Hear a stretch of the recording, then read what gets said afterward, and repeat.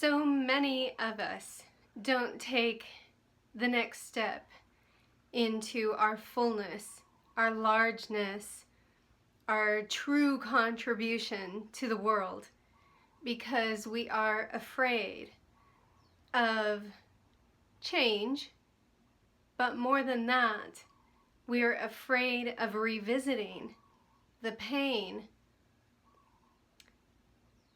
that is held within us. We do not want to open up that Pandora's box, is how it feels, right? And so we stay in a place of incompleteness.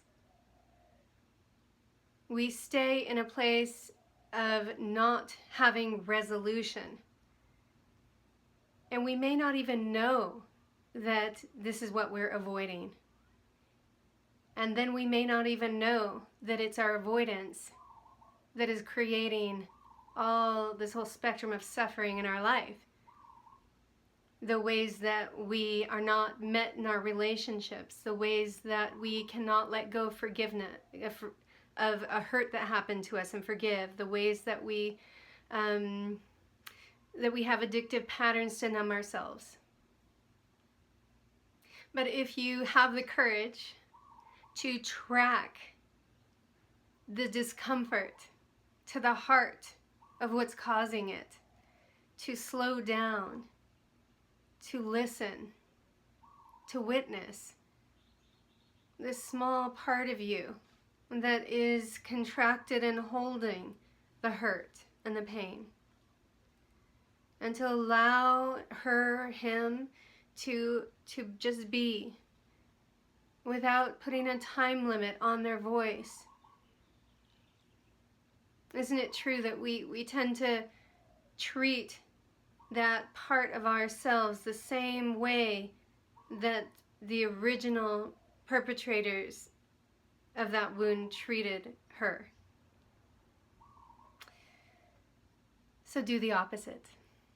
Do the opposite. Deem yourself worthy of your own attention. Deem yourself worthy of your full focus and love and patience. And listen. Listen to the pain within you. Talk to it. Ask it what it needs.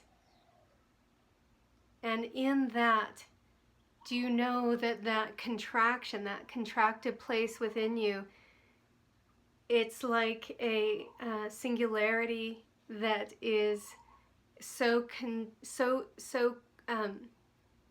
dense with unexpressed creative force. That once you tap that, and it can explode out into a whole new universe of you. A whole new universe of you is here in your heart, in the places where you get small and defensive. And so take some time and reach out to some people who could hold some space for you. Reach out to that spiritual healer, that therapist, that spiritual group who loves you unconditionally, and ask for support. Aren't you worth that? The option, right? What's the option, right? If you don't go there and choose freedom, the option is to continue along the road of suffering, avoidance, resistance, anxiety, depression, unresolved grief.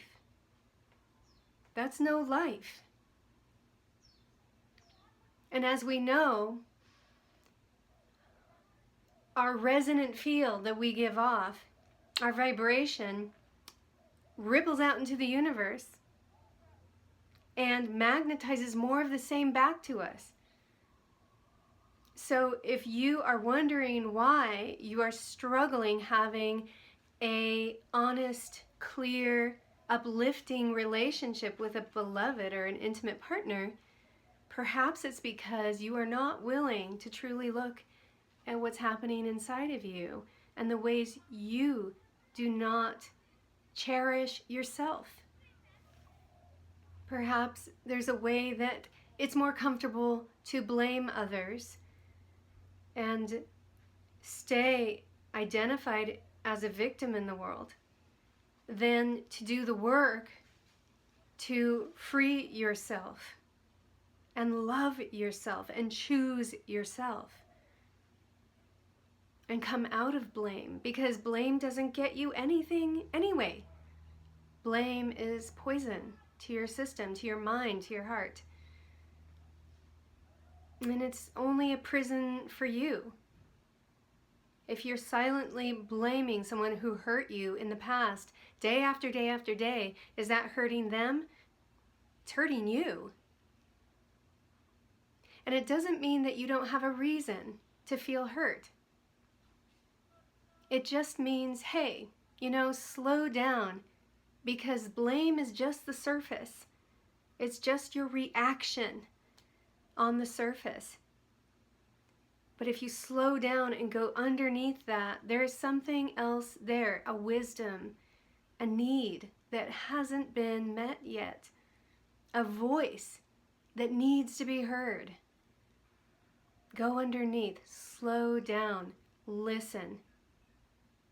And you'll find that there is great, great wisdom inside that contracted place. There is a universe of yourself waiting to break free. The truth, once we open up our voice and we begin to speak the truth out and name what happened to us and share our story with someone, coming out of avoidance and into the vulnerability of being seen in our hurt,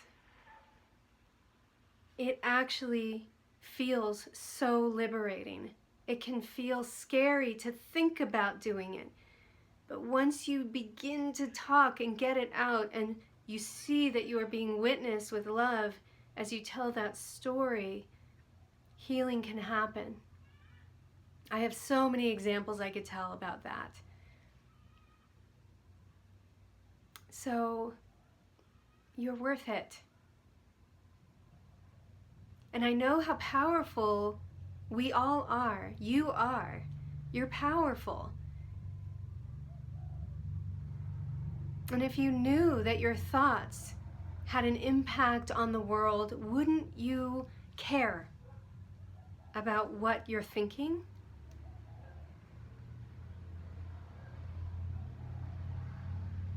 It's time to think beautiful thoughts, loving thoughts.